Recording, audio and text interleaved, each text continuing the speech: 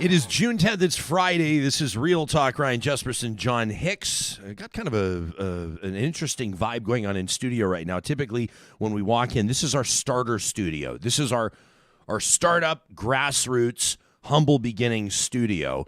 And we've shared with you from time to time that we're building a big, sexy new one, and we're super excited to show it off to you all this fall. Yeah, I was there yesterday. It's kind of exciting now they're knocking walls out and doing all the moving, all the wires around. I'm just excited for the temperature. The temperature, in not to knock this building if if you know where we about. are, but it is hot on cold days. It is cold on. It's just all wacky. So yesterday it was about 28 degrees in here, and John, because as technical producer, he's sitting there. He wants to be sure that the cameras and the microphones and the lighting is everything is perfect. And so John's looking at me with a bit of concern in your eye because I had a fan just blasting on me. But I was like, what am I supposed to do? Sweating through my shirt. I had a stack of blotting papers for you, and guess we asked the tough questions.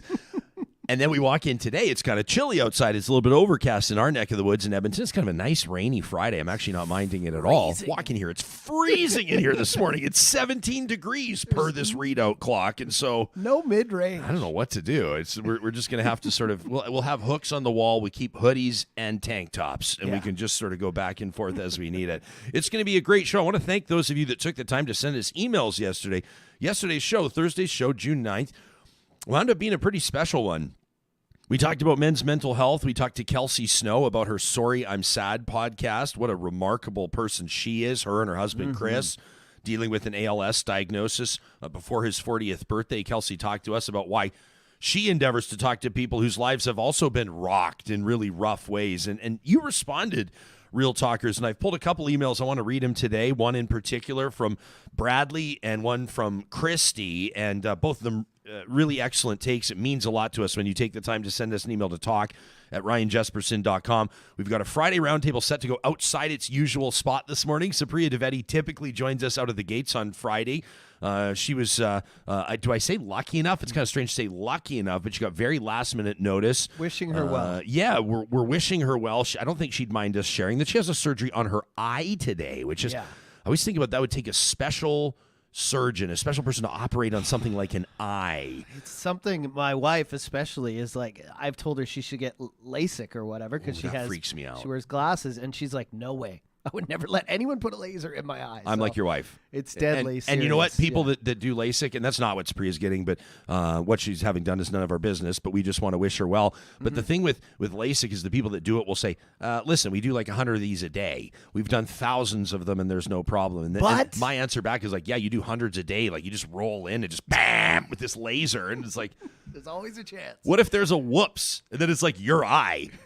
I don't know. I get freaked out. The funny thing is, in my life, there's some. Oh yeah, thanks, John. People say, "Do you have contacts?" No, I just can't see right now. But I don't know with regards to sort of. There's things in life that I don't approach with caution that I should, and then there's things in life that you know what I mean. People, I'm trying to think of an example, but like things you'll do as a hobby or on a snowboard or whatever, scuba, whatever. Who cares? You get the idea. And then all of a sudden, something that's probably pretty safe, you sit there and go, I don't want anything to do with it. No. Freaks me out. We really shouldn't be talking about this while she's like getting the surgery. She's getting a different surgery. Why did we go straight into here's what happens if it goes horribly wrong? Of course, Supriya is in the care of great surgeons in Eastern Canada, and we'll see if she's ready to go by next week. I hope so. Maybe she'll have like a cool eye patch or something like that. That would be neat. Well, we've got something cool cooking with Mrs. Sup. So yeah, we do. That was, just a taste. Just a little taste. Just a little dangle there. We're working on something with Supriya. Yeah, we are. And, of course, coming up later on in this show, Kelley Keehn, personal finance educator, is going to join us because cost of living is out of control for people. Inflation is just blowing people's minds. Gas prices for regular, we're not talking about like jet fuel for your next door neighbor's Ferrari Testarossa. How's that for a blast from the past? We're talking about just regular gas for people's minivans is like $2 a liter right now, and it's impacting people's lives. And that's just one example. Never mind utilities and groceries. There's some data that shows that families are eating less. Not eating out at restaurants less or not eating less expensive food, eating less because of the rising cost of groceries. So Kelley's going to join us on that. This show happens because we have amazing sponsors like the team at Bit. And I've been spending this week, I wanted to use their mentions this week to remind you that there's a lot of resources. If you want to learn a bit more about Bitcoin, you hear it coming up in the news all the time. You see it being advertised on your favorite sporting events. You hear people talking about it here on Real Talk. You're like, I still don't really get it. And maybe you want to check it out on your own pace, on your own time, your own convenience. Go to bitcoinwell.com and you'll find a whole bunch of resources, including under the Learn link. You click on Learn and you can watch their video or enroll in the Bitcoin Academy. All of this is free. There's a great video there, Bitcoin for Beginners, featuring our pal Benny over at Bitcoin Well. You can also link to their website from ours under the sponsors tab at ryanjesperson.com. Real Talk starts right now. Here's Ryan Jesperson.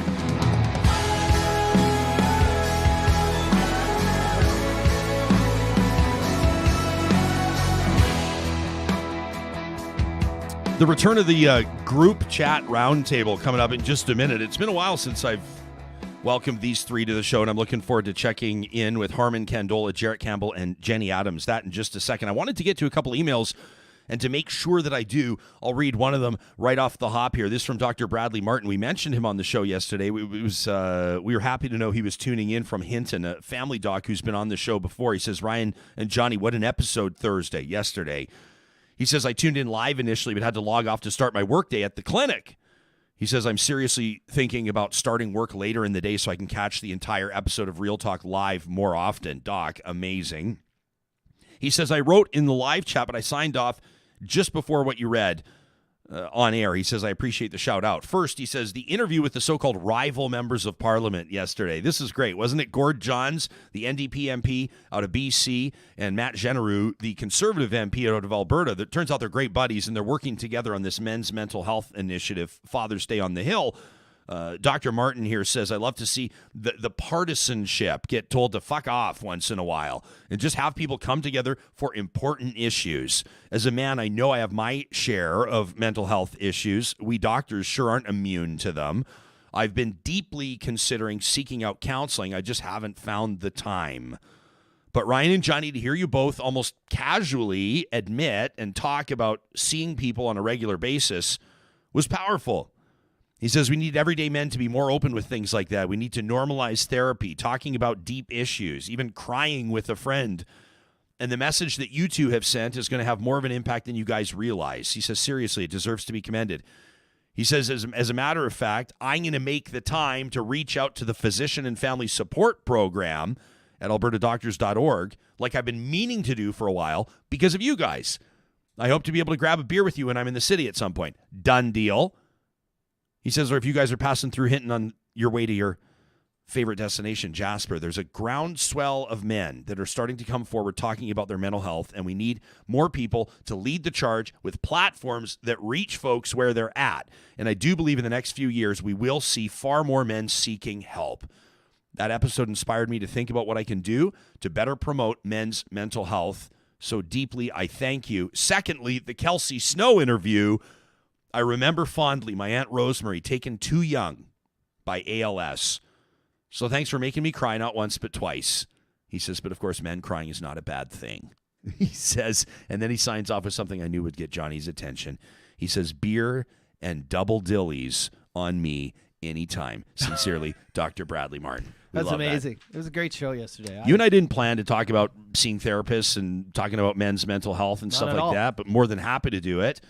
Yeah. And I heard from a couple friends that just texted and said that's a bigger deal than you think to just talk about the fact that you see a counselor, that you talk to people for your mental health. Yeah. And we talked later. We thought, well, no big deal. We talk about it here. And people always say, oh, Johnny, you're such a positive guy. You're never in a bad mood. And I'm like, man, it's up here. It's up here and it's buried, and you gotta talk about it sometimes, right? Yeah. And we were saying yesterday, therapy is not always about like just digging super deep. Sometimes you're just talking about casual things, and then you'll reference something and realize, oh, I wonder if those are connected. That's why I'm afraid of elevators. It was all worth it after that day. The group chat roundtable coming up in just a second. First, if you and your family are going to be firing up the grill this weekend, why not make a trip to Friesen Brothers ahead of time? They're the experts when it's time to heat up the grill, and they have been for more than 65 years. The warm weather's back. So why not celebrate by enjoying items that really, really shine when they hit that grill, like real Alberta beef, pork, chicken, turkey, a ton of the amazing plant-based options as well you'll find at Freson Brothers, and of course that fresh produce. There's nothing like a long strip of zucchini brushed with olive oil, fresh cracked pepper, my language. Some coarse sea salt, just nicely seared on the grill, but not for too long. You don't want it to go flaccid. You want it to retain some of that crunch. That's the Jespo recommendation. From Freson Brothers, that's where we get our zucchini. You can find them in 16 locations across the province, Alberta grown and Alberta owned. And if your shopping list for the weekend's a little bit bigger, maybe a higher ticket item, we encourage you to trust the teams at Sherwood and St. Albert Dodge. They've got a better selection of Ram trucks, a way better selection of Jeeps in the entire Dodge lineup than anywhere else in the province because they can work together to share their inventory. They've got these beautiful dealerships. That brand new one in St. Albert, absolutely stunning. And the service teams to match as well. I've been telling you about my neighbor Chad and his new 1500, that Ram this weekend. He's gone again today. I heard him this morning. I'm getting ready to come into work, and I said, is he heading out again? Sure enough. I'm getting sick of hearing about this guy, honestly. Camping every weekend. Now that they got the rig to pull the new trailer, Chad found his at St. Albert Dodge. You can find them under the sponsors tab on our website, ryanjesperson.com. We've been having fun with this group chat roundtable idea for years, like literally for years. When I had a radio show on terrestrial radio before, these hooligans would join me there. They've joined us here on Real Talk several times. Here's the background real quick. If this is going to be your first time meeting them or hearing from them, we have a group chat, and there's about 6-7 people in the group chat, something like that, and it's off the record for the most part, but it's people that know their way around the political arena. It's people that have run businesses, people that have managed campaigns, people that have interesting insights, oftentimes coming from different places on an issue. And typically about twice a year, I try to drag them in front of the cameras to try to recreate the candor and sometimes the back and forth that happens on these group chats for our pure entertainment. So it's a real pleasure to welcome back to the show the principal at the Adams Agency. She's a communications strategist, does a ton of stuff to make sure that her client's message is being heard and reaching the right people. That's Jenny Adams. He's a lawyer with SB LLP. He's a vice president for the World Sikh Organization of Canada. You've heard him on the show before, a member of our editorial board.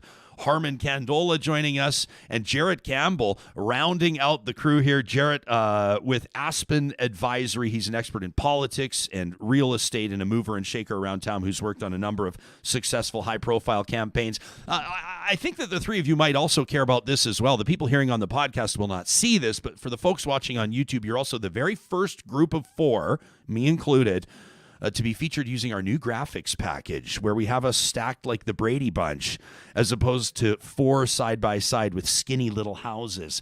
How's everybody feeling? Is it a bit more of a relaxed layout for you here on the show?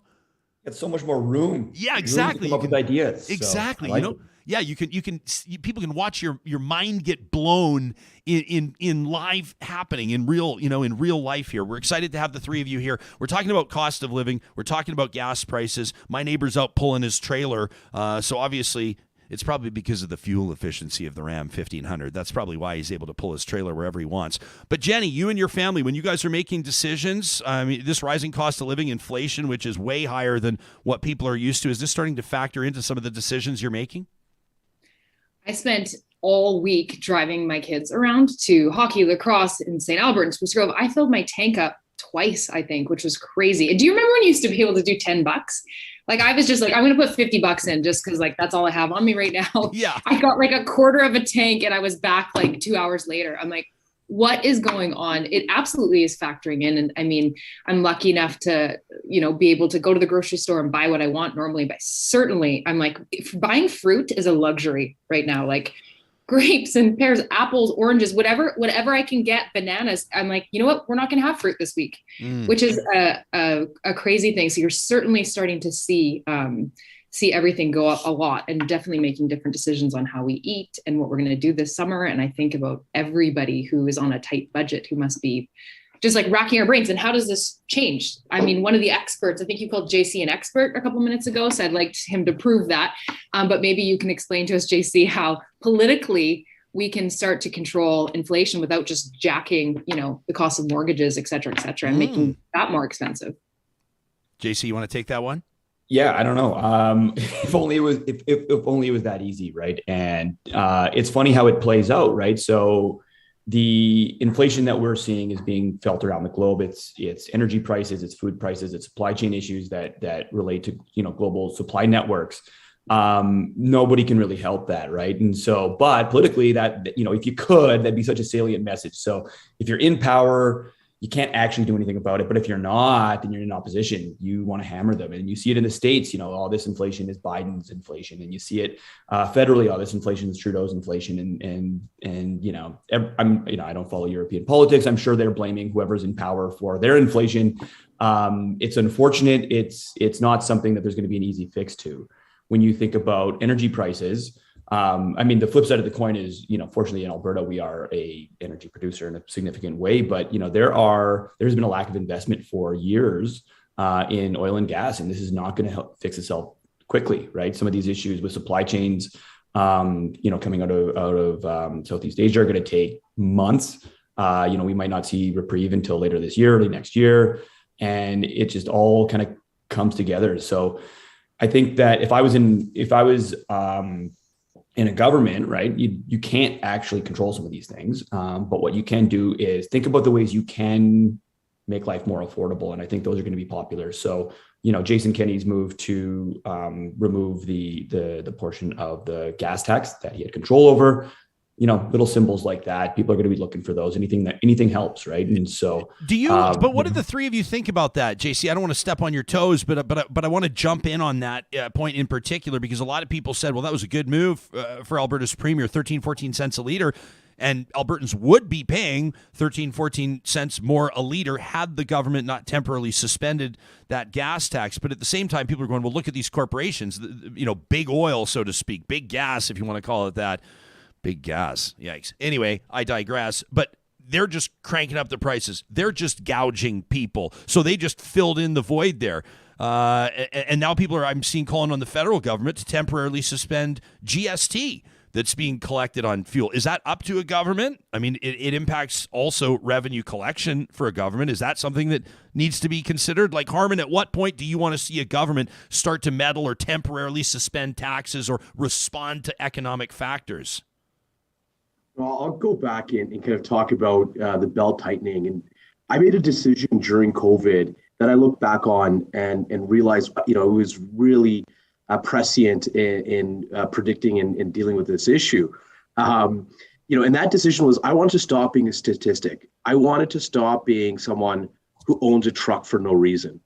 And I made that decision. I got rid of my Sierra, my GMC Sierra, and it was a very great decision. I now am a proud owner of a minivan. I get to save a lot in taxes, and I don't get the same respect on the road that I did in the past. Yeah. I don't get to cut off or people. from your friends. Or from your friends. Does this mean you can come downtown now and meet us for a drink? Because always you're like, I can't drive my truck downtown. It doesn't fit anywhere to park. I don't cross the river. I stay on the south side of Edmonton. There's nothing to be had north of the North Saskatchewan. Okay, now we're going to that's bias, Harman. Perfect segue. Perfect segue. And I think coming back to governments, you're right. The feeling out there is that the companies and corporations will simply just take up the space of any taxes that are being saved. Typically, the retailers have always retailed gasoline at very low margins. I know right now, anecdotally, from those that I know in the industry, that they're enjoying record margins. Where they used to only get a cent and a half or 2 cents, or even selling at a loss, they're hitting 14, 15 cents. And that's basically, what now we thought we were going to be passing on to consumers. And so as consumers, are we really, getting the full benefit of that saving? No, but it's still somewhat of a savings. It's a couple cents. And that makes all the difference because, we see it, right? We see the fact that, we see the lineups for people to go and make a good decision to save that couple cents. And I think for so many, that relief is needed. Again, because we've got to take our kids to hockey. We've got to take our kids to sports. We've got to do all that driving. So that relief is needed. But to now have governments now completely suspend that in the short term, I think that would be a bad idea. Well, I'm glad you've got some anecdotes. I would encourage you to look into the analysis that Trevor Toome did. He's an economist at the University of Calgary, because there was this populist message. The oil companies are just going to take it. The gas companies are just going to take it. This gas tax isn't going to hit Albertans' pockets. And when he actually took a look at the data, not his anecdotes, he concluded that it actually did. The market for gasoline is competitive enough that the cut in the gas tax was passed along. So it's not a very good populist answer. Harman's not the expert here, is what you're saying. Yeah. So he's got some anecdotes. But JC, are you saying that you in your mind then, or in your assessment, that it was an astute political move, that it was the appropriate political move, that it was a good move? Yeah, I think it was. Yeah. Yeah. And so to what extent would you like to see governments continue to make those types of moves? Like the gas tax was suspended, and let me be the cynic here, but the tax was suspended about 9 days, if I remember correctly, before United Conservative Party members voted in that leadership review. Still 51% prompted the sort of resignation. And so there's that, the timing of it. But the timing also was at a time when gas prices were at an all-time high. So people will say, well, why do you have to be so cynical about everything? Maybe it's just a good move. So I sit here now and I say, okay, like Jenny said, families are at the grocery store making tough decisions. When I talk to Kelley Keehn after you three, we're going to reference a report that families are eating less because of the price of groceries. So should a provincial government that charges a harmonized sales tax, should they be lifting their portion there? Should the federal government, when inflation is above 4% or 5% or whatever the number is that they set, we're used to like 1.5 to 2.5% inflation used to seem quite high. Should the federal government suspend GST on some items where they're collecting it? Like where do you stop? At what point do governments need to respond like this when they can? We're about to have a massive surplus in Alberta going into the next election. So I would hope to see that the UCP do use this surplus to help us. It's just to buy votes. But hey, this is a time when families really do need the government to try and make some things affordable if they can. I appreciate that they moved fast. They made a decision and they cut that gas tax. But yeah, certainly what else can they do going into the next election? Let's take advantage of the fact that we are going to have some money for the first time in a long time.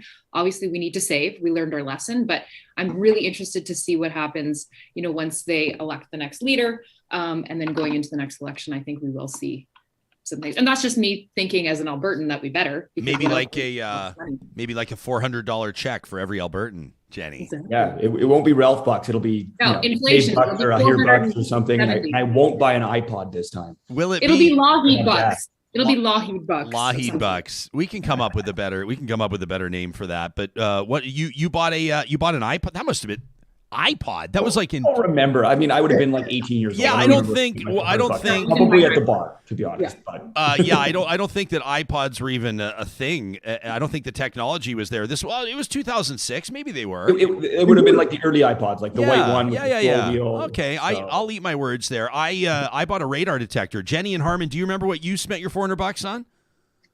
Well, I wasn't as elite as JC buying an iPod with my money. I probably saved it and put it in the bank and bought a TV. Jenny donated it to charity, probably. I donated it. Absolutely. Harman, what did you buy? Do you remember? I remember the iPod was out, and it was like record sales in Alberta for iPods that year. That was my recollection of it. Otherwise, I think I bought a Dreamcast game because at the end of the day, I was a gamer, and Sega is way better than Nintendo and Microsoft. So that's probably what I did with mine. I know that you threw out an inflammatory statement there, but I don't know enough about gaming to clap back. But we'll probably get emails that Sega is better than Microsoft and Sony or whatever you just said. We'll figure it out. This was alluded to earlier. Jenny, I know that you wanted us to open the door to this conversation with Harman's discrimination against anybody in our home city that lives north of the North Saskatchewan River. In the original, the original Edmonton, before it amalgamated with Strathcona on the south side of the river. But I digress. We had Edmonton's mayor on the show, Amarjeet Sohi. I think it was May 31st, right, Johnny? Can we roll this clip? This is just a portion. So to tee this up for our group chat roundtable, you'll probably remember two men. This is a horrific circumstance. Two men were murdered in cold blood, completely innocent, absolutely minding their own business. Blunt force trauma injuries in Edmonton's Chinatown district. It prompted that and some other realities, including a rise in crime rates. It's undeniable. Prompted Alberta's Justice Minister, Solicitor General Tyler Shandro to write a letter to Edmonton's mayor suggesting that citizens in Edmonton deserve better than what they're getting from Edmonton's mayor and council. The Justice Minister said he wants to see a written plan from Edmonton's mayor. He gave him an assignment, kind of big dogging him, didn't he? He said, I want to know what your plan is here because we got to get this figured out. And then this is what Edmonton's mayor said to us in response. I have been reaching out to minister, have had a call with the premier a number of times, reached out to a number of other ministers, talking about why lack of investments in housing, lack of investment in support of permanent wraparound services for people to heal, the mental health crisis that we have in our city, the opiate crisis, the poisoning crisis that we have in our city. We lose members of our community every day because of overdose deaths. And these are provincial responsibilities. Yes, we are doing our part. We are stepping in where we can. We are funding police service adequately. We are providing support systems available through other city departments, through bylaws, and investing in support of housing, investing in prevention. But this is a shared responsibility.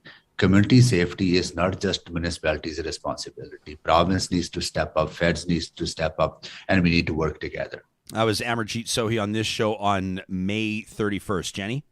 Well, I can appreciate his comments, absolutely. But to me, it feels a little bit of like we're playing politics and kind of kicking the ball around.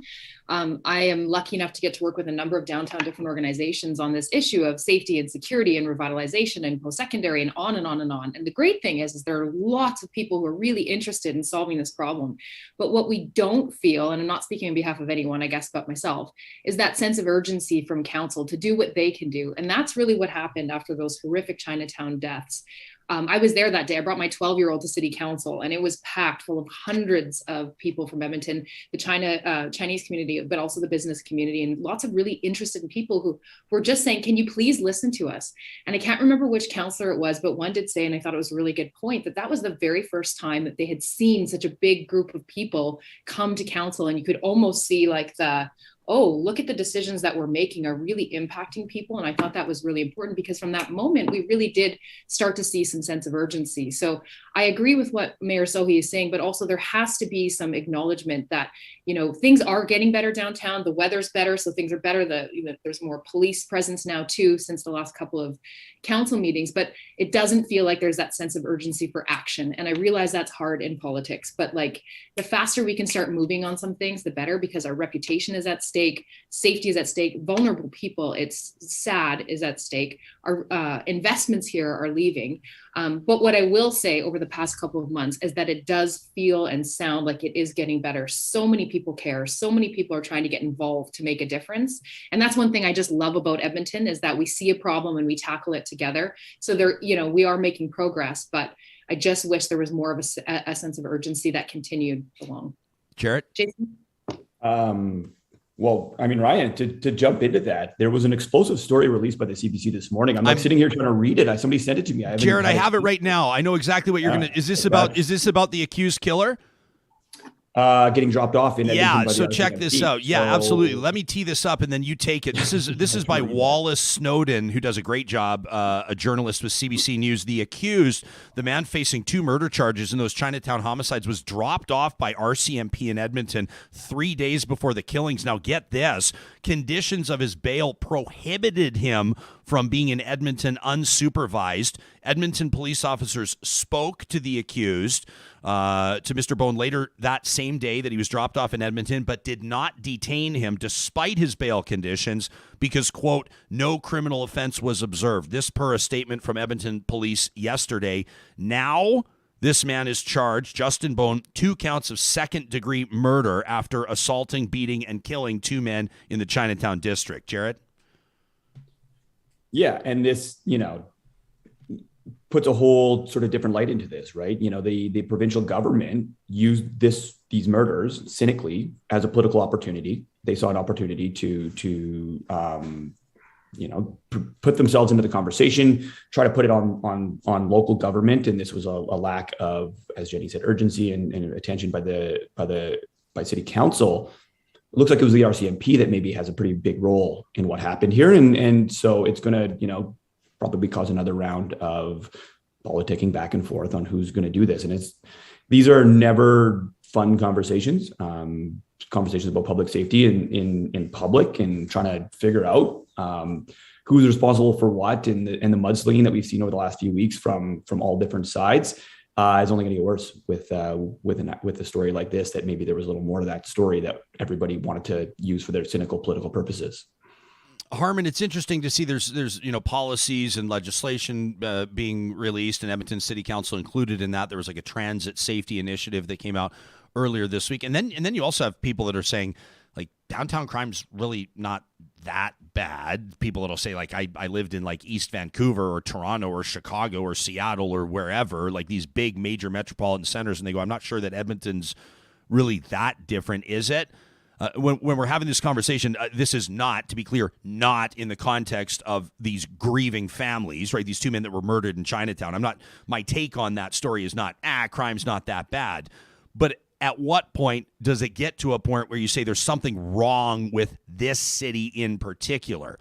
Or is this just the woes of a city of 1 million people that draws in a transient population that has issues supporting the unhoused, that has issues providing mental health supports, which is, a problematic really in all of Canada's major cities? Like, how do you kind of sort through that? Is Edmonton an outlier here, or is it just a city of 1 million people? Yeah, I think, we've heard similar concerns across many North American cities and dealing with a lot of downtowns across North America. But for myself, I've been in a few meetings and really heartbreaking meetings where, we're hearing it from social agencies that they feel like that a lot of the responsibility of dealing with the aftermath of violence is being downloaded onto their shoulders. And they're hitting a breaking point in terms of what capacities they have and what their staff are going through. And they feel like, there is some downplaying by, politicians of the severity of certain levels of violence. And that goes, for provincial facility or city facilities, recreation facilities. And a lot of the social agencies in the city are asking, for help and support.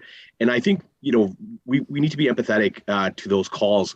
And we also have to, I think finally this week, the mayor put out there that, when we look at those who use transit, we need to start thinking about it from the perspective of, look, there's a lot of marginalized people who rely upon having a safe option for public transportation to get to where they need to get to.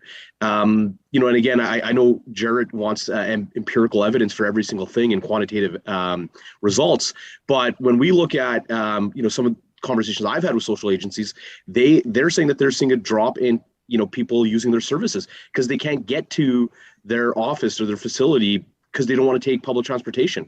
And that's an issue and that's a crisis. And at the end of the day, I think people want to see solutions and they want to see action being taken to provide at least the perception that there is someone who cares, and not just see this responsibility downloaded onto social agencies that don't feel like they're equipped to be able to rise to that challenge. And that's the short-term struggle, but we're seeing the impacts of it, and it is devastating, especially for vulnerable people. I appreciate all of your time this morning. It flies. Like, we could obviously talk here for 90 minutes. We haven't even talked about the provincial or federal conservative leadership races. There's a lot of stuff we've left on the table, which I'm sure we'll hash out in the group chat through the day today. The best part is that the three of you are here doing this live and you're still participating in the group chat. I see that Harman has just awarded Jenny the Room Raider crown for today. Jenny, you have the best shot behind you, the best setting. So congratulations on that. Very nicely done. Should we pull back the curtain and let everybody know that this is your office right next door to our studio and we can hear each other through the drywall, actually? Through the wall, actually. But this camera angle is better for me than sitting in there with you. Way better. Yeah, way better. Yeah, way better. To the three of you, Jarrett Campbell, Jenny Adams, Harman Kandola, thanks so very much. Much respect to the three of you and the community building that you each do in your own regard. And thanks for chiming in here on the show. Thanks, guys. Thanks for having us. Give these three a follow on Twitter. Of course, we push out the Twitter handles for all of our guests, including the one coming right up, Kelley Keehn, from our official account, Real Talk RJ. That's the best way to get in touch with us through the day. That, or, of course, our email inbox. Our friends at Kubi Energy wanted us to remind you that when you're considering a solar project, you might sort of want to see proof of performance. You might want to go, well, am I going to have these like big, huge, ugly, gaudy solar panels with a bunch of wires coming down? It's going to be just an absolute mess. And what happens when it starts getting corroded? Or what if it's not installed properly? My friends. At kubyenergy.ca, you can see here what the nation's best installers, these are Tesla certified installers, journeymen and apprentices. That's who Kubi hires in Alberta and BC. The featured home solar power systems that they've done, as well as some really, really neat residential and commercial installations. Check these out on their website. This is under the projects link. I mean, look at this one here in Canmore. Absolutely beautiful. Blends right in. What about this one in Edmonton? Look at how clean that is. Kubi's ready to give you a free quote today. Maybe get that ball rolling at kubyenergy.ca. Now, once you've got your solar installed, or in the context of what we're going to be talking about with Kelley, you're looking at your utility bills and you're going, something's got to change. Something's got to give. You know, we can't keep paying $500 a month or $700 a month or whatever it is in your household. Park Power, waiting for you with open arms. I saw Jill say in the live chat yesterday, it was right as we were signing off, she says, I finally brought my business over to Park Power. Smart. Yeah, she goes, I don't know what took so long, but I finally got there.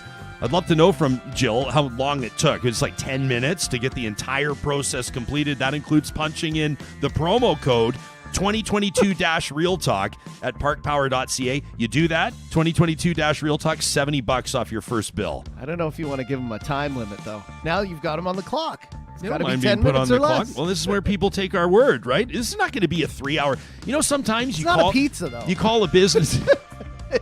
Might take longer than 10 minutes. Oh, man, I had to look into something in my phone the other day, my phone plan. It's like, set aside 90 minutes, man. If you know what I mean?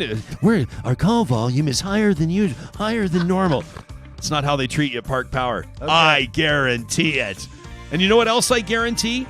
I guarantee that when you meet the team at Infinity Healthcare, you're going to love them. Am I wrong? You're not wrong on this. Not wrong on this. You can check out their team online at infinity-8.ca, led by their CEO, Isabella, and their Vice President, Poonam. Those are the two that we deal with on a regular basis. These are people with a background in healthcare. Isabella was an RN for many years, but they saw a real void in service provision. Families that required home care were not getting trustworthy care. Home care aides sometimes would be an hour late. Sometimes they wouldn't be able to show up at all. Sometimes there would be a language or a cultural barrier. They said, there's something here that we think we can bring to the landscape of healthcare in Alberta, and that's what they do. It's reliable, considerate, perfect fit home care through the team at Infinity Healthcare. You can find them online at infinity-8.ca. Make sure that your loved one is getting the care that they need. Well, our next guest has been a personal friend, and she and I have spoken many times about matters of finance and family budgets and just the real life stuff that people deal with on a daily basis. Right now, we're hearing a lot about belt tightening, right? Inflation's on the rise. Interest rates are obviously going up. For a lot of people on variable rates, it means your mortgage is going to cost you more. For some of you, it means that you've just sent a text to your realtor and said, never mind about what we were talking about. The time's just not right now. And that's causing you anxiety, right? Talked to a friend just the other day. This is their scenario. He says, we were ready to try to move into our second home, move out of the starter home into the second home. He goes, but now that prices are so high, we don't think we can do it. He says, but where are prices going to be 2 years from now? They're wrestling over these types of decisions. Kelley Keehn deals with the real life as a personal finance educator, a best-selling author, and, of course, a friend of this show. It's great to have you back on this Friday morning, and thanks for making time for us. Great to be with you, Ryan. And I just have to say congrats on your newest family member. How exciting. Thank you very much. Baby Noah turned a week old about 7 hours ago, but who's counting?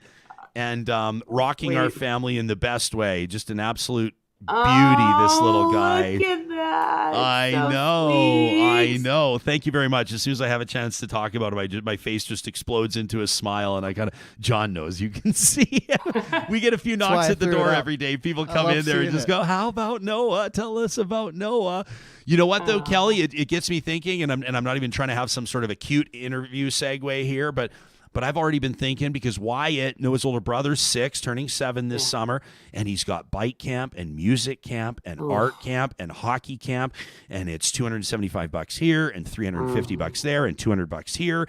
And I know for a lot of families, even summer camps are going to be put on the back burner right now. And then I'm sitting there thinking, there's another mouth to feed. I mean, finances are always front of mind for most Canadians, would you say? Yeah, absolutely. And it's so interesting. You kind of walked me back to my childhood there for a minute, Ryan. And, it was tough in my household because I had an amazing, mom, single mom, though, raising 3 kids. But even though I kind of went to school in a more affluent part of Edmonton, we used to say things, or I heard things from adults like, we can't afford it. And I don't think we've heard those words in the last 20 years because interest rates have been low. It's been easy to just borrow and just have, say yes to everything. And now that is a very different conversation today because that yes to everything that we used to do. I mean, I just went out yesterday. I don't usually grocery shop. My husband does because I travel so much. And I went to go and get a bag of avocados that was usually $6 or $7, and it was $13 for the bag. I got to tell you, Ryan, I put the bag down. I was like, I just couldn't. Yeah. It's like, I couldn't. So I can afford it, but I just couldn't. So absolutely. It's really hitting a lot of people who maybe were feeling a little bit apathetic. They kind of didn't want to look at it. It's hitting everyone right in the face right now. Especially if you're like me and things like avocados and strawberries that seem to have a really limited. I might even include bananas in that, but maybe not as much. I'll go and buy like a quart of strawberries and then they turn.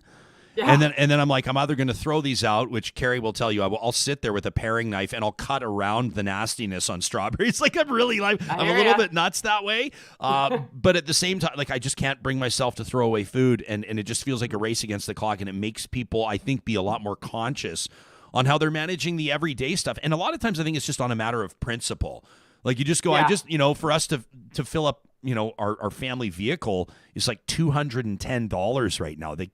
That's obscene, right? Yeah. But that's just for a lot of people. It's like, it's the same thing. $60 here, $70 there, $50 here. That's a lot. It's a lot. And it gets us into this scarcity consciousness, which I do worry about. But yeah, I'm hearing from people across the country who are saying they're not even filling up their gas tank. They're just, putting in a certain amount because they can't stomach it. Sometimes we're kind of just fooling ourselves when we're doing that. But, But there's like some positives to this as well. Like, especially when you talk about that food waste, like, I mean, Canadians waste billions of dollars in food every single year. So if anything, and I think the pandemic, and certainly when we had the Great Recession in 08-09, is being more mindful with our money. Struggling with dryness here in Alberta.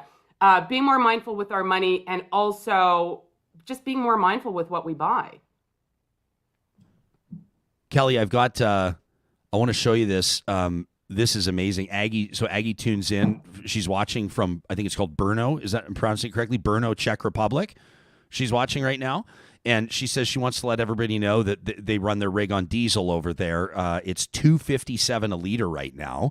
So that's obviously a huge cost that they're sustaining. But she was also in touch with us earlier this morning on Twitter. Aggie, it's always great to hear from you. She says for your cost of living segment with Kelley, she says, my suggestion is to limit the use of your dryer. They're energy hogs. They shorten the lifespan of many fabrics. She says we don't even have a dryer over here. They're quite rare in Europe. So they're hanging their stuff to dry, I'm assuming. It's like families are taking like little steps, right? If their power bill was a little bit out of control, they might not run their dryer anymore. And for a lot of people, I wonder if this might be the first time in a long time that we've actually started to think about, am I going to run my sprinkler for 45 minutes to water my lawn, or am I going to just let Mother Nature handle it this month? A lot of people are kind of in that space where they're going to start to so-called budget or start to make those decisions. One thing I know from our many conversations over the years is that I'll never forget you saying it the first time. We were sitting across each other in the radio studio, and you go, I don't budget. And I went, Kelley Keehn doesn't budget? It walloped me in the side of the head. I didn't expect it. Yeah, so a couple things to unpack there. First of all, I don't budget, just like I don't diet, because I think that when you restrict people, now some people, hey, by the way, for those of you watching that I don't want, ready to send me some hate mail who are great budgeters, keep it up. Fantastic. Yeah, it's great. Do the spreadsheets, do all the things that you do. But for those of us that just don't want to live like that, don't want to penny pinch and watch every cent, watch every calorie that we eat, I don't think it's sustainable. But what I do with my husband every 6 months is what I call my anti-budget, where we track absolutely every cent we spend for 30 days. Now, it's super simple to do that now because your bank is doing all of that for you. But we dig in, Ryan. We my husband calls up the cell phone provider, our internet provider. What better deals do you have out there? Every time he calls, he gets us a better deal. I will put my hand up. A lot of subscriptions over the pandemic that I subscribed to. I'm now just trying to find what credit card was that put on? How do I cancel it? So it's, digging into my finances once every 6 months. And then the rest of the time, it's simple principles like making sure that you're paying yourself first. You've got the emergency savings coming right off your paycheck. I'm self-employed. I don't have a paycheck, but every time I get paid, right, a certain percentage is going. And then, making sure the credit cards get paid off in full. As long as you've got those principles intact, then you don't have to budget. Now, the reality is a lot of people don't have that luxury. They don't have the emergency savings.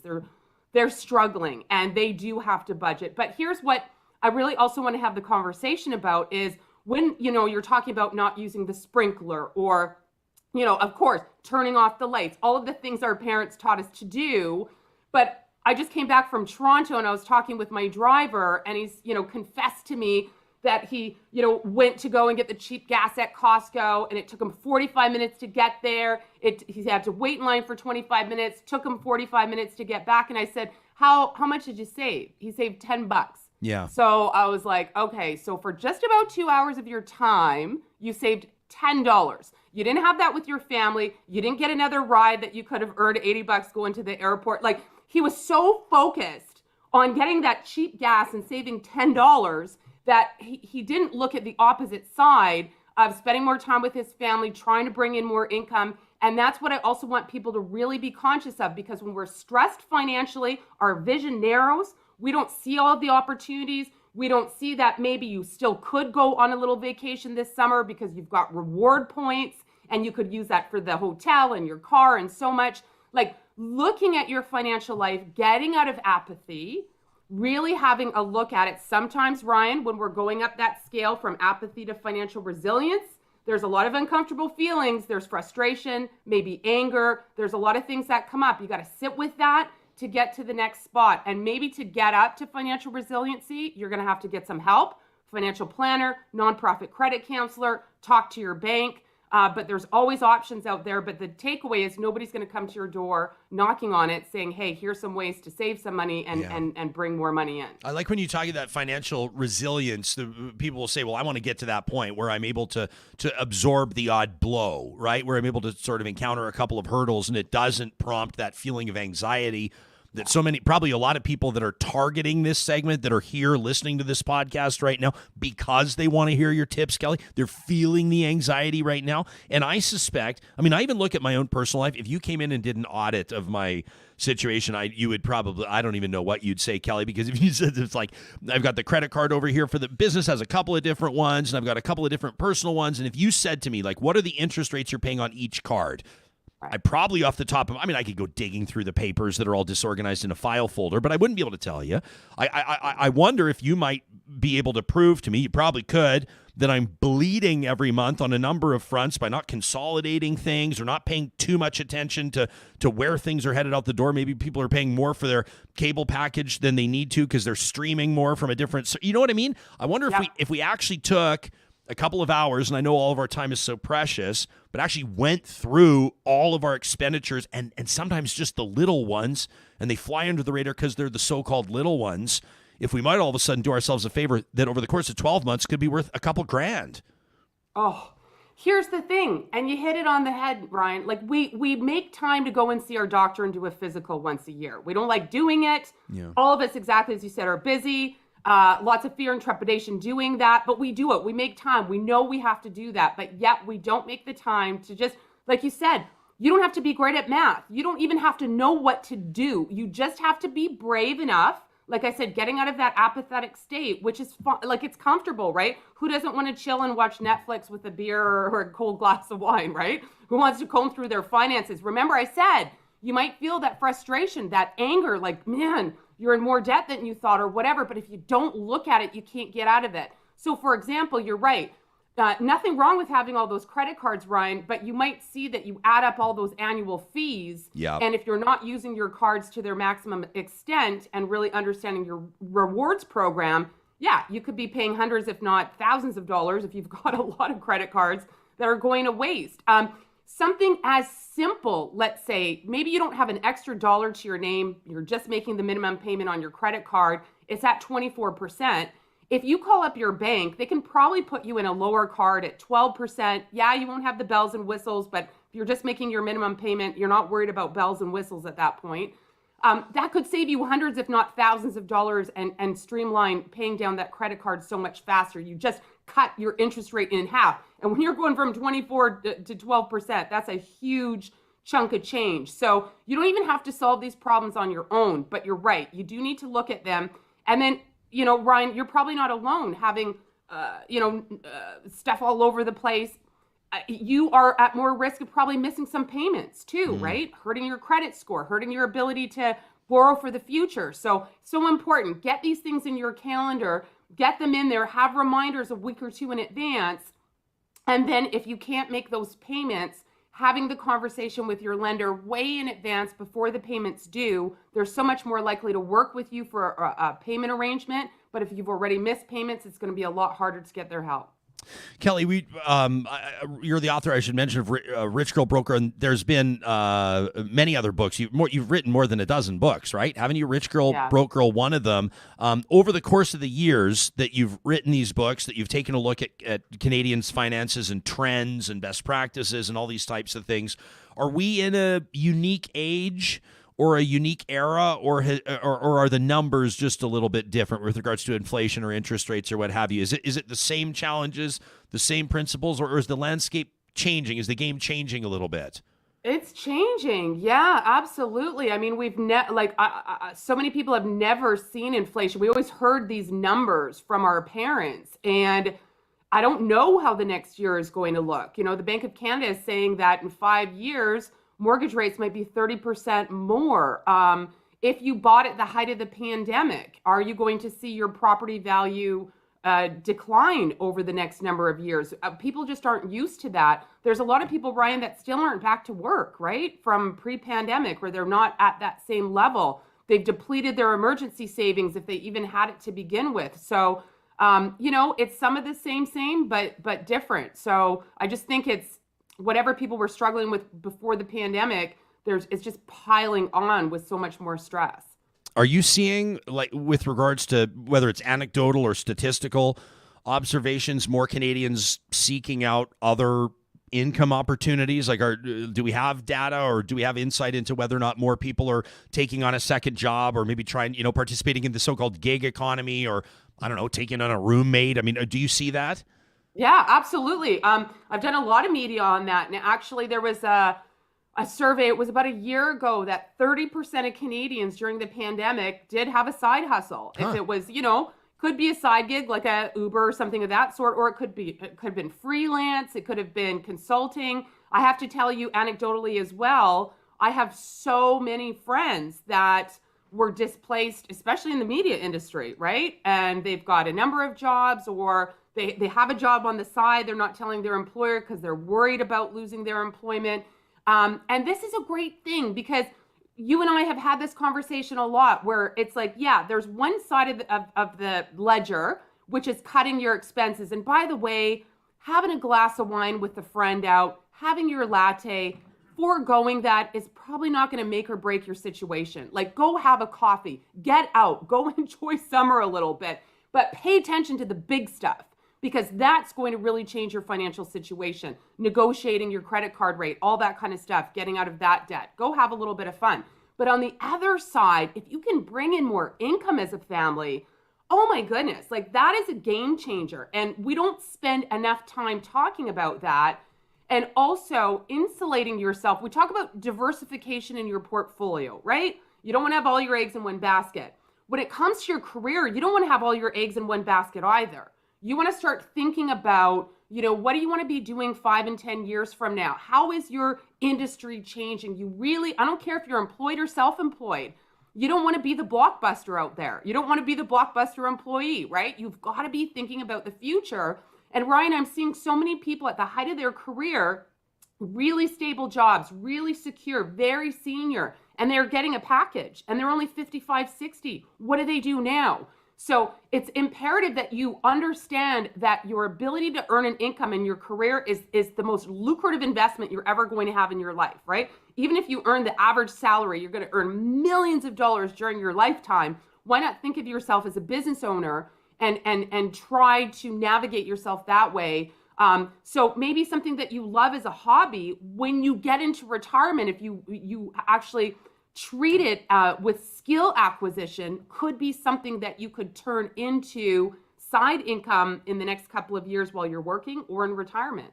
Love it. You can learn more about what Kelley does on her website, kelleykeehn.com.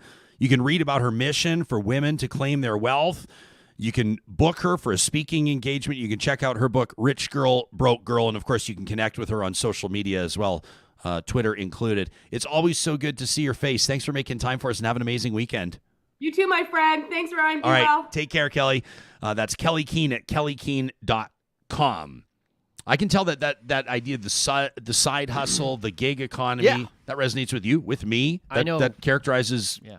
I know, like, at least 90% of my friends during the pandemic took on another kind of side hustle, because I know a lot of people in the industry and, the bar industry and the event planning industry. And I like what you said there about, treating yourself, like, get that coffee. Don't be my wife's like that. My wife is the budgeter in our family. Like, she texts me, hey, the car payment's due tomorrow or whatever. Yeah. But she also is the type of person who, like, she doesn't withhold, a nice latte or us going for dinner once a month, because those little things, she always says that. She's like, those little things, they're not the things we need to worry about. The car payment, the credit card payment, these are the things we need to be on. Well, so. and everyone's situation is going to be different, right? Like you say, going for dinner once a month, and I go, yeah, well, obviously you got to invest in your relationship. Exactly. Hey, why not invest in the local culinary scene? Why not support a restaurant? But for other people, it might be once every 2 months. For some people, they may be, quote unquote, limiting themselves to going out to a restaurant once a week. Mm-hmm. For some people, it might be once a day. Like, everyone's got their different thing going on. For somebody that buys a $7 or $8 or a $9 latte twice a day,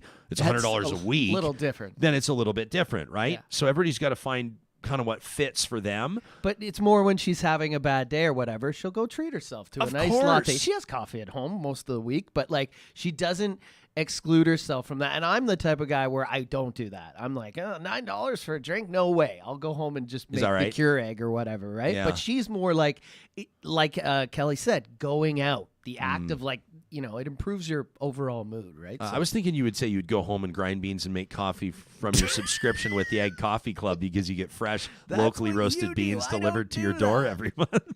Have you told people about our coffee woes right now? The machine and everything? Oh, do people care about that? Oh my God. I don't know. Do you care about that, Real Talkers? I don't know.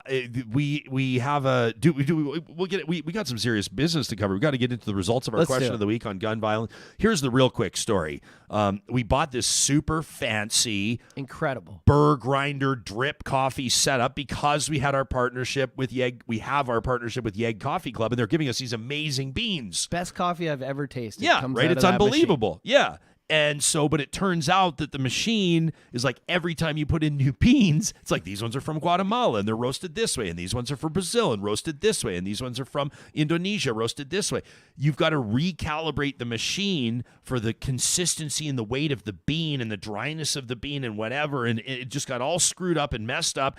And I went out there a morning this week. But the calibration tell them it uses the up calibration like half the bag of so beans. It's like you hit calibrate and then it grinds beans for like 17 seconds, and then you got to weigh can you imagine what a pain in the ass I just want a machine that just makes coffee. But you got to weigh the beans, and then it goes, it ground these beans 440 grams, so punch in 440, and then but those beans are they're done. Trash. They're trash. It's like, well, that's half a pound. So now it can, like, what? What is with this machine? I'm honest. I think we just go to like Friesen Brothers or find out whoever's got like a machine we can. Do they sell coffee? They don't think they sell coffee makers. I didn't want to mention a competitor, but I'll go to some store and just get like a $30 coffee maker that just has the paper or whatever filters, and we'll just do that. Okay, you're getting riled up. Let's get to this question. I should have saved that for trash talk, actually. I can get a picture of our, but we desperately want our coffee maker to work because it's beautiful stainless steel. It's like I said, like it's best coffee I've ever tasted. Yeah, it's phenomenal. Comes out of that. All right. I mean, if only everybody struggled like we do. If only everybody could feel our pain. No, I can't go right into question of the week from that. It's too serious. But let me just read two. Let me just put a little buffer zone between that. Our friends at Eden Landscaping won't mind that. If you're looking for buffer zones between your yard and your neighbors, why not consider a line of cedars installed and planted lovingly by the team at Eden Landscaping? They bring outdoor spaces to life. A custom landscape builder, more than 20 years of on-the-ground experience in Edmonton. Check out their website. You want stone and woodwork done? They do it. Retaining walls? Yup. Water features? Uh-huh. What about an outdoor kitchen? I mean, you really want to ramp things up? Pizza oven, maybe like a Forno-type setup with the wood-burning stack? Ooh, baby. You need the water run out there, but you got to make sure it's not going to freeze up and blow up in the winter. Mike and his team have seen it all, done it all, and they've earned the referrals and the return business of their clients for more than 2 decades. We personally recommend Eden Landscaping, like I did to my friend Anand the other day. He's building a new fence. I said, talk to Eden Landscaping. You can find them online at landscapeedmonton.ca.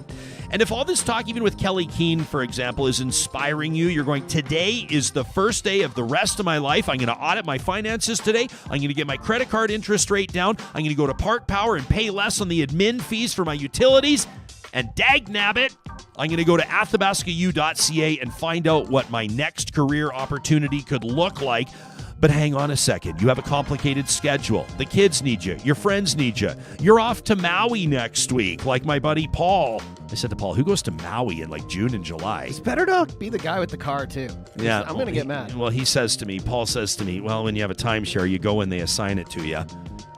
If you're traveling, you're on the road, you want to suspend your studies at Athabasca U, no big deal. You learn at your own pace. You don't fall behind in the courses. It's why 40,000 plus Canadians trust Athabasca U to help them with their next opportunity in life. You can find them online. You can sign up, get that admissions process started again, athabascau.ca. It's Canada's online university. So every week we do, in partnership with our official research and strategy partners at Y Station, roll out our Get Real question of the week, and hundreds of you chime in on it. The one right now at ryanjesperson.com, you just go on the Connect link. We're asking you about summer movies and how you feel about going to theaters and where you're at with regards to wrapping your mind around, the COVID reality, the mid to, maybe kind of sort of thinking about one day a post-pandemic reality. We're hoping to hear from a whole bunch of you on that. Last week we asked you about gun violence, of course, prompted by that tragic, I don't even know how, I can't find the words still to talk about Robb Elementary School in Uvalde, Texas. I don't know what to say.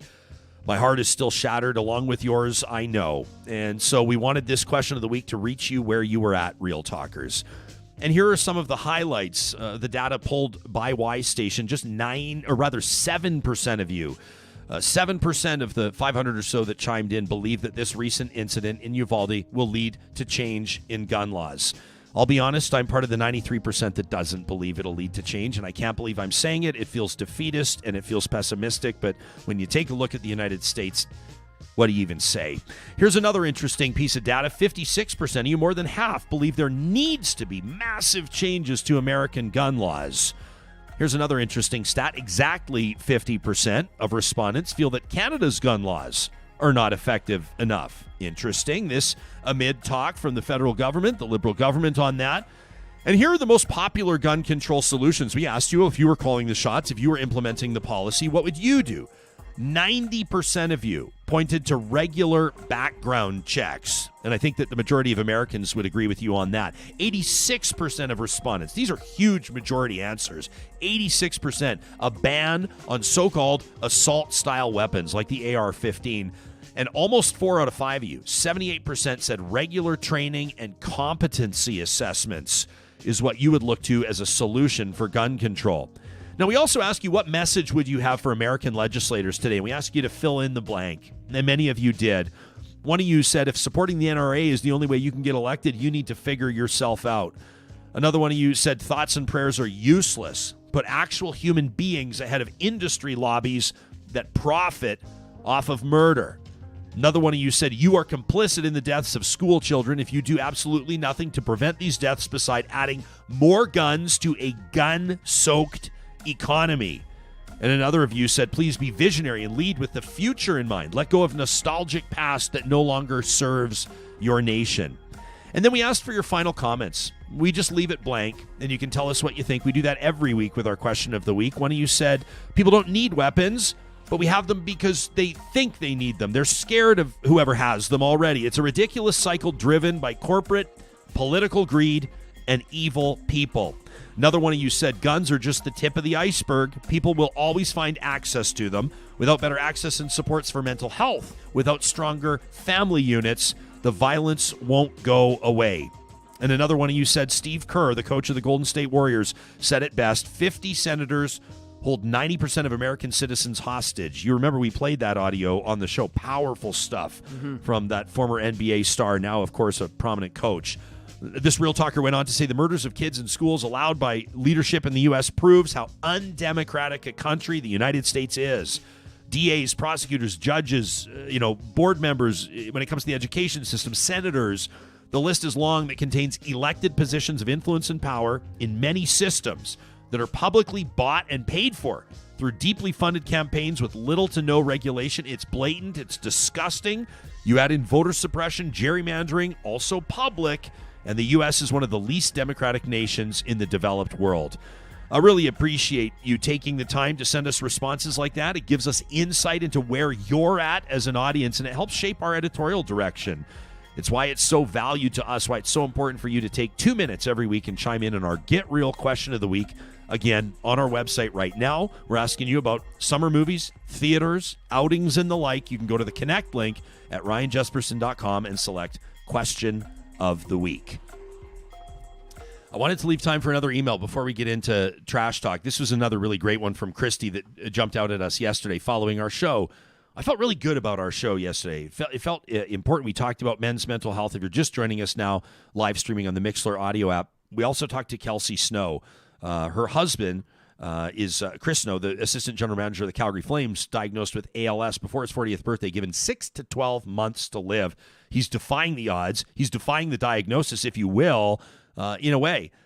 Feeding himself through a feeding tube, but laughing about it. Still mowing the lawn, though he's lost the use of essentially the right side of his body, certainly his right arm. I mean, just a remarkable family.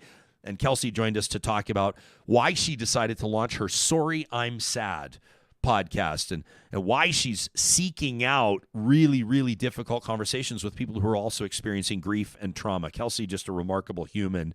It prompted Christy to write in and say, your conversations this morning got me thinking about my dad, who died 14 years ago. He was an old school kind of a guy, born in the 30s, and we mostly got along like two cats in a bag. Too much alike, you know? She says we drove each other absolutely nuts. He was also incredible, probably the most intelligent person I ever knew. He was a psychiatric nurse. He sang beautifully. He could have charmed the sun out of the sky. We know very little about his side of the family. His father sprang seemingly fully formed from the ground in New York City sometime after World War I and almost never spoke of his life before he landed in North America. That lack of knowledge has led to some entertaining problems as a particular genetic defect with some fairly broad effects has shown up in our family's DNA, and we have no way to search back on that side to learn anything about it. I remember Dad and his buddies, men that he'd known almost his entire life, thinking at the time what a pack of blowhards they were. You know, you couldn't believe a single word that came out of any of their mouths. What I didn't see then was the deep insecurity and the anxiety that was underlying all of their braggadocio. I didn't see the deeply damaged culture in which they spent their formative years. These men weren't allowed to be soft or gentle or emotional. There was no way for men of that generation to openly be those things. And all of them were deeply emotional men under it all. But it was a source of shame. Any mention of depression, anxiety, or that their behavior patterns were harming them was met with either dismissal, if not outright hostility. She says, ask me how I know that. The deep dysfunction of Dad's early life followed him until he died. He formed relationships with people whose brokenness matched his and repeated his patterns ad nauseum his entire life. Now, the reason for my email is not to talk about Dad necessarily. He's gone. His story can't be changed. I talk about him to encourage people, especially men, to seek the help they need. Nobody needs you to be hard or tough or angry. Those only inflict further harm on the people you love. What so many men have been taught is strength is brittle at best, entirely lacking resilience and flexibility. Hard, certainly, but thin. That strength requires others' weakness and can never stand on its own. As our family has chipped through our own mental health struggles, we've come to realize how many of our challenges are generational. Patterns of thought and behavior passed down by people who, for whatever reason, didn't or couldn't meaningfully deal with their pain and their trauma.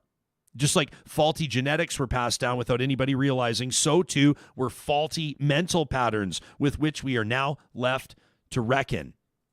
If you can't get help for yourself, get help for those who come after you.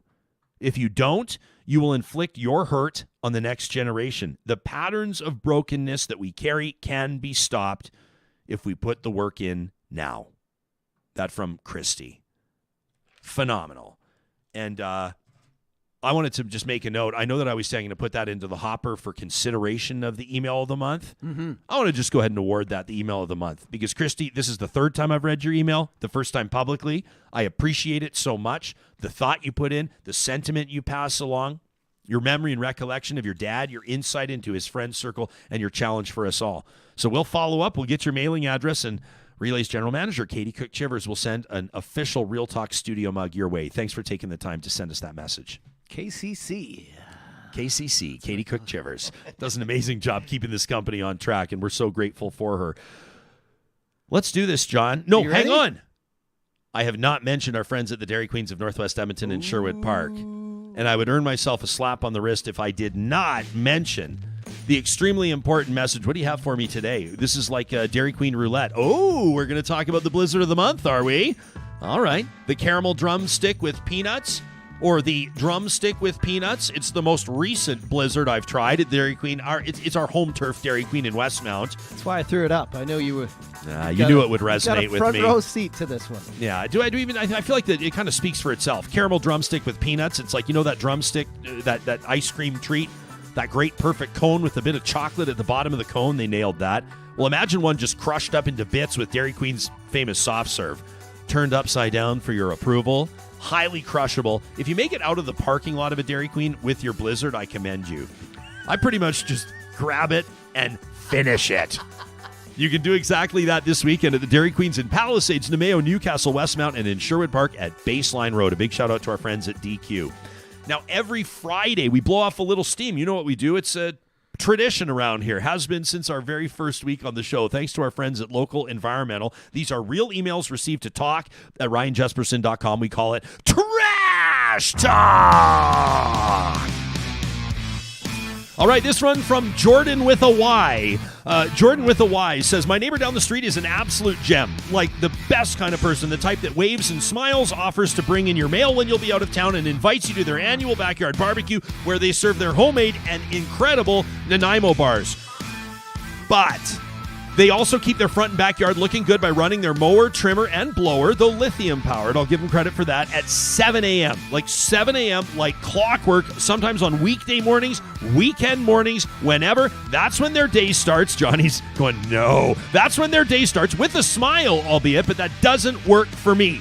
Now, not at all, but I do still force a smile when I see them. Sometimes just a few hours after the mowing, because really it's not the end of the world, though it does interfere with my sleep, which kind of is my whole world. So I guess I'm just here to blow off a little steam, like Jespo says, and maybe I'm hoping that my sweet, amazing neighbor hears this and wonders if it's them that I'm talking about, and suspects that it is them that we're talking about, and maybe knocks their yard work into the 10 a.m. time slot. Have a great weekend, Real Talkers. Here's to sleeping in past 7. That from Jordan with a Y.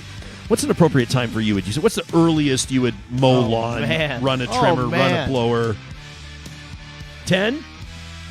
11. 11.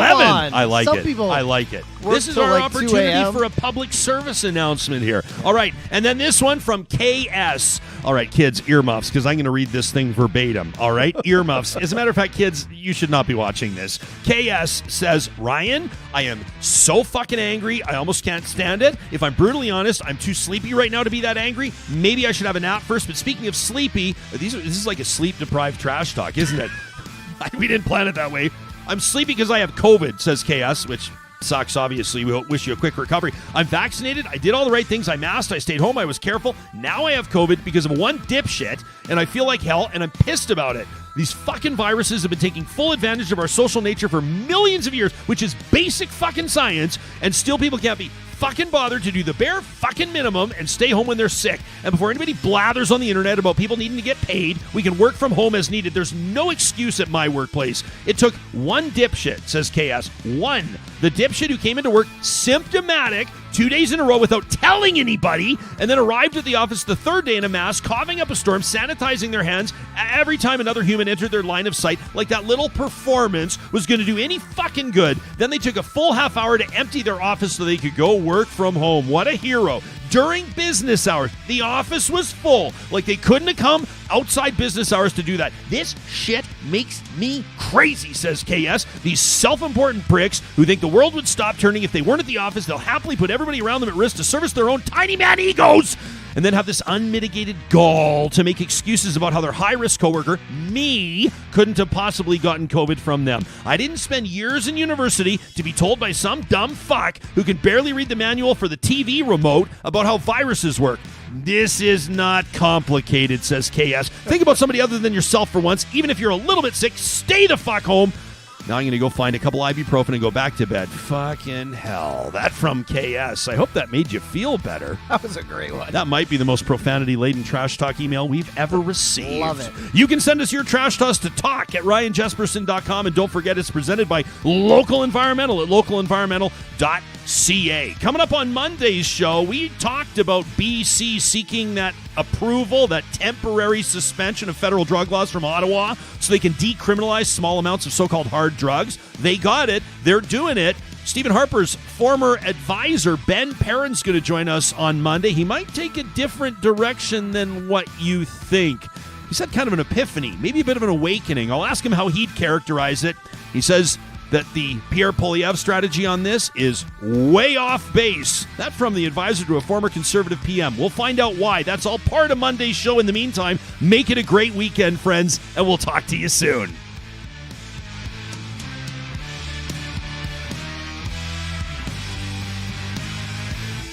Real Talk is hosted by Ryan Jesperson. Executive producer, Josh Dunford. Technical producer, John Hicks. General Manager, Katie Cook-Shivers. Account Coordinator, Lawrence Derlego. Human Resources, Lena Shepard. Website design, Mike Johnston. Voiceover by me, Carrie Skelton.